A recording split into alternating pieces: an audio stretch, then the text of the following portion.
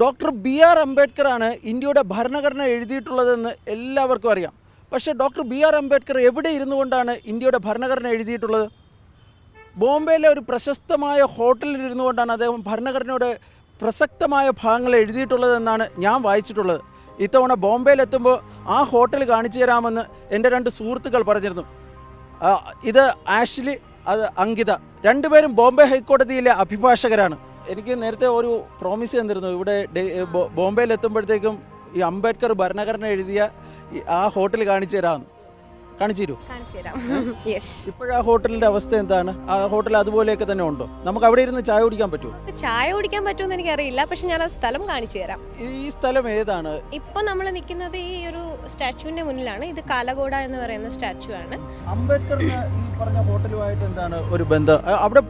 അവിടെ നേരത്തെ പോയിട്ടുണ്ട്? ഹൈക്കോടതി ഇവിടെ തൊട്ടടുത്താണ്. അപ്പം ഞങ്ങൾ ഇവിടെയൊക്കെ സ്ഥിരം വരുന്നത് ആണ്, എപ്പോഴും വിസിറ്റ് ചെയ്യുന്ന സ്ഥലങ്ങളാണ്. ഞങ്ങൾ ആക്ച്വലി അവിടെ ആ ഒരു അംബേദ്കർ ഇരുന്ന് എഴുതിയ, ബീയിങ് എ ലോയർ, അംബേദ്കർ ഇരുന്ന് എഴുതിയ ആ ഒരു സ്ഥലം കാണാനുള്ള ആഗ്രഹത്തിൽ ഞങ്ങൾ അവിടെ ചെന്നു. പക്ഷേ ഒന്നുമില്ലായിരുന്നു അവിടെ. എന്തായാലും നമുക്ക് ഇനി ആ ഹോട്ടലിലേക്ക് തന്നെ പോവാം. Doctor BR. അംബേദ്കർ അല്ലാതെ many other political influences also used to sit there and think and decide their things. For example, റുസി Karanjia, അതേപോലെ ബെഞ്ചമിൻ ഹോണിമൻ എന്ന് പറയുന്ന പൊളിറ്റിക്കൽ ഇൻ്റലക്ച്വൽസ്, അവരുടെ റുസി കരഞ്ചിയൻ്റെ ഒരു റെവല്യൂഷണറി ഒരു പബ്ലിക്കേഷനായിരുന്നു ദ ബ്ലിറ്റ്സ് എന്ന് പറയുന്ന ടാബ്ലോയിഡ്. അതിൻ്റെ ഒരു ഫൗണ്ടറാണ് റുസി കരഞ്ചിയ. ഇതിൻ്റെയൊക്കെ ഒരു തോട്ട് പ്രോസസ്സും ആ ഒരു ഐഡിയാസൊക്കെ ഉണ്ടായത് ഈ ഒരു റെസ്റ്റോറൻറ്റിൽ ഇരുന്നിട്ടായിരുന്നു. സോ ആക്ച്വലി ഇതിനൊരു ഭയങ്കര ഇന്ത്യൻ ഹിസ്റ്ററിയിൽ ആക്ച്വലി ഒരു വളരെ ഇമ്പോർട്ടൻസ് ഉള്ളൊരു സ്ഥലമാണ്. യെസ്, ഇതാണ് നമ്മളുടെ ആ ചരിത്ര പ്രധാനമായ റെസ്റ്റോറൻറ്റ് ഉണ്ടായിരുന്ന സ്ഥലം. ഇപ്പോൾ ഇല്ല, പക്ഷേ അതിൻ്റെ ആ ഒരു സ്ഥലം റിനോവേറ്റ് ചെയ്ത് അവരത് പുതിയൊരു റെസ്റ്റോറൻ്റ് ആക്കി ഇപ്പോൾ മാറ്റി. നമ്പർ 4 ആയിരുന്നു അദ്ദേഹത്തിൻ്റെ ഏറ്റവും പ്രിയപ്പെട്ട ടേബിൾ. കോടതിയിൽ പോയതിന് ശേഷം അദ്ദേഹം ഇവിടെ വരുമായിരുന്നു.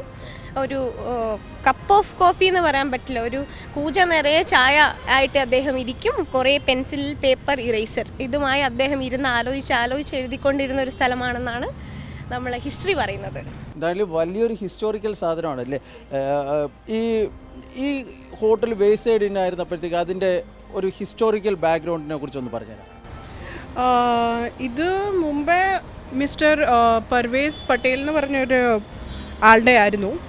Then after when he passed away, finally they sold it to Punjab grid. 10-20 വർഷമായിട്ട് സുപ്രീം കോടതിയൊക്കെ കവർ ചെയ്യുമ്പോൾ എൻ്റെ ലൈഫിൻ്റെ പാർട്ടാണ് ഇന്ത്യൻ കോൺസ്റ്റിറ്റ്യൂഷൻ എന്ന് പറഞ്ഞത്. അപ്പോൾ അങ്ങനെയുള്ള ഒരു കോൺസ്റ്റിറ്റ്യൂഷൻ എഴുതിയ ഒരു സ്ഥലം കാണുക എന്നുള്ളൊരു ത്രില്ലിലാണ് വന്നത്. പക്ഷേ സ്ലൈറ്റ്ലി ഡിസപ്പോയിൻറ്റഡ്. എനിക്കും വളരെ എന്താ പറയുക, നമുക്കും ഡിസ്ഹേർട്ടനിങ് ആയിട്ടുള്ള ഒരു കാര്യമാണ്.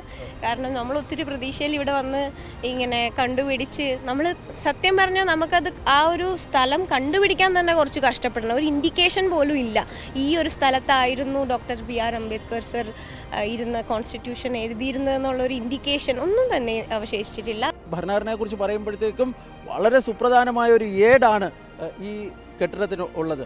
മുംബൈയിൽ നിന്നും സ്റ്റീഫൻ മാത്യുവിനൊപ്പം ബി. ബാലഗോപാൽ, മാതൃഭൂമി ന്യൂസ്.